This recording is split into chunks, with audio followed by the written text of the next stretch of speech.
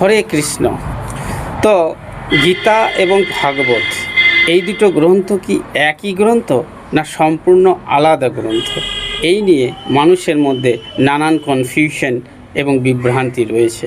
বিষয়টা কি জানতে শেষ পর্যন্ত দেখুন ভিডিওটি।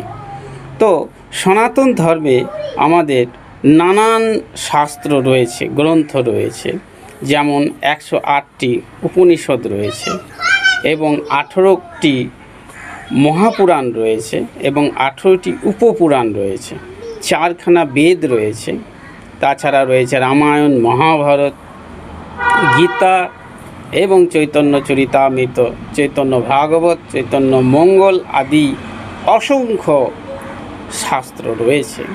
তো তার মধ্যে গীতা এবং ভাগবত এই দুটো শাস্ত্রকে নিয়ে অনেকের মধ্যে কনফিউশন রয়েছে। কিছু কিছু ব্যক্তি মনে করেন যে গীতা এবং ভাগবত একই গ্রন্থ, একই শাস্ত্র।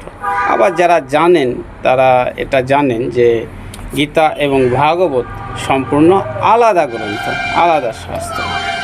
শ্রীমদ্ ভগবদ্গীতা হলো ভগবান শ্রীকৃষ্ণেরই দেওয়া মুখনিসৃত বাণী, যেটি তিনি কুরুক্ষেত্রের রণাঙ্গনে তার প্রিয় ভক্ত অর্জুনকে উদ্দেশ্য করে সমগ্র মানব জাতিকে দিয়েছেন।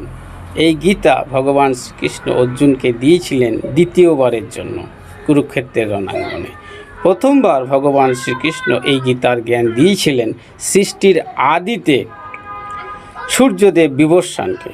সেই সূর্যদেব বিবস্বান মনুকে দিয়েছিলেন এই গীতার জ্ঞান। মনু তার পুত্র ইক্ষ্বাকুকে দিয়েছিলেন। এইভাবে শ্রীমদ্ ভগবদ্গীতার জ্ঞান বংশ পরম্পরা রূপে চলে এসেছিল। তো গীতা যেটা সংক্ষিপ্ত রূপ শ্রীমদ্ ভগবদ্গীতার, অর্থাৎ শ্রীমদ্ ভগবদ্গীতারই সংক্ষিপ্ত রূপ হলো গীতা বা গীতা বলেই পরিচিতি লাভ করেছে, যেটা সম্পূর্ণ একটা মহাভারতেরই অংশ। গীতা মহাভারতেরই অংশ, কিন্তু তবুও গীতাকে একটা সেপারেট একটা স্ক্রিপচার বা একটা আলাদা একটা সেপারেট ধর্মগ্রন্থ বলেই স্বীকৃতি দেওয়া হয়েছে। Though Srimad Bhagavad Gita is a part of Mahabharata, yet it is considered as a separate scripture. যদিও মহাভারতেরই অংশ শ্রীমদ্ ভগবদ্গীতা, তবুও শ্রীমদ্ ভগবদ্গীতাকে একটা আলাদা শাস্ত্ররূপে স্বীকৃতি দেওয়া হয়েছে। এখানে রয়েছে 700টি শ্লোক এবং ভগবান শ্রীকৃষ্ণ এই 700টি শ্লোকের মধ্যে